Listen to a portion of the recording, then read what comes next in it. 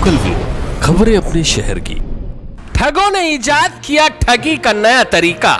Online website पर खुद का कराया सेलर का रजिस्ट्रेशन। वेबसाइटों पर अपना रजिस्ट्रेशन कराने के बाद किसी मछली का फंसने का इंतजार करते रहे। जैसे ही कोई शिकार उनके लगे, कांटे में चारा खाने के लिए आया, उनका शिकार बन गया।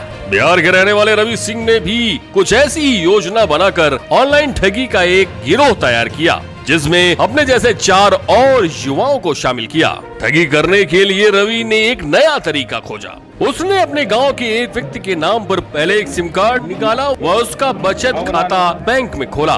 उसके बाद जस्ट डायल कंपनी की वेबसाइट पर एक फर्जी कंपनी GI वायर के नाम से बनाई और उसमें उसने तार व कीलों का सप्लायर बनकर अपने आप को पेश किया। जस्ट डायल की वेबसाइट पर फर्जी कंपनी बनने के बाद काम शुरू। देश भर से संबंधित प्रोडक्ट्स के लिए क्वेरी आना शुरू हो गई। जस्ट डायल वेबसाइट उन लोगों को कस्टमर के मोबाइल नंबर प्रोवाइड करने लगी। कंपनी द्वारा बायर को मार्केट रेट से करीब 10-20 रुपए कम करके प्रोडक्ट्स की कीमत बायर को बताए जाते थे, जिससे बायर को ये लगता था कि मार्केट से सस्ता माल इस कंपनी द्वारा मिल रहा है और वह उनके दिए गए झांसे में फंस जाते थे। उसके बाद कंपनी द्वारा फर्जी ई-बिल बनाकर कस्टमर को भेज दिया जाता था, जिससे उन्हें विश्वास हो जाता था कि कंपनी सही है और तय डील के तहत पैसा दिए गए अकाउंट में ट्रांसफर कर दिया जाता था। पैसा मिलने के बाद कंपनी बायर का फोन उठाना बंद कर देती थी, क्योंकि ठगों द्वारा केवल ऐसे बायर से ही संपर्क किया जाता था जो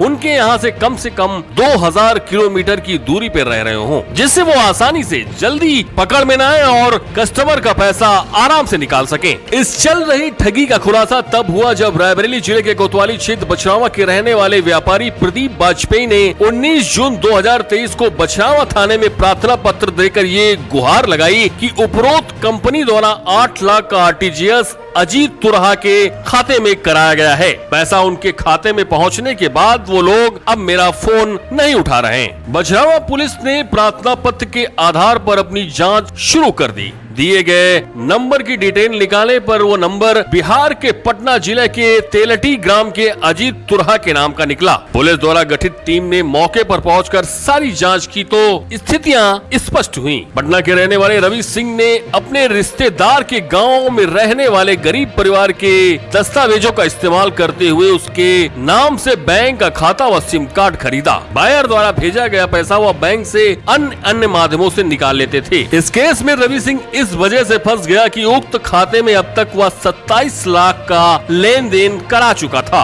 इसलिए उसमें से पैसा निकल नहीं रहा था। उसने अजीत तुरहा के खाते में बचे करीब 6 लाख रुपए का RTGS अपने खाते में करा लिया, जिसके बाद पुलिस जांच में सारी स्थितियां स्पष्ट हो सकी। फिलहाल इस खेल में शामिल सभी आरोपी पुलिस की गिरफ्त में हैं। व उन लोगों से पुलिस द्वारा करीब 9,25,000 रुपए बरामद किया गया है। आने वाले भविष्य के लिए ऑनलाइन के साथ साथ चीजों की ऑफलाइन वेरिफिकेशन भी जरूरी है, वरना ऐसी घटनाओं की पुनरावृत्ति समाज में होती रहेगी।